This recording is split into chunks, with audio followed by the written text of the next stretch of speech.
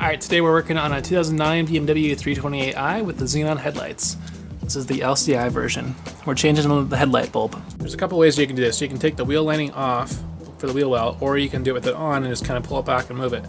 I found for the passenger side it was easiest to do with on, and then for the driver's side it was easier to take the whole wheel lining off. Basically there's a bunch of bolts in the bottom that are towards the front of the bumper, some on the top.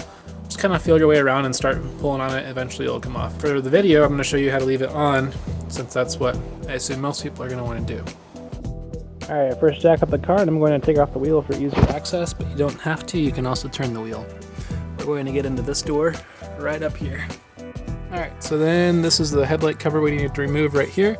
So we're going to pull back this, and we got one right there, and one over here, and one at the top. So this top one's a pain, but I found it's easiest to get it from the top. And if you can, use a mirror to look where it's at.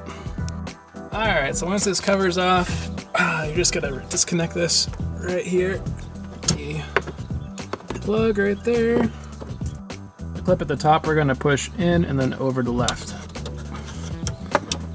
And once it releases, just lift it down and then remove the headlight bulb. Alright, we're replacing this with the Osram bulbs.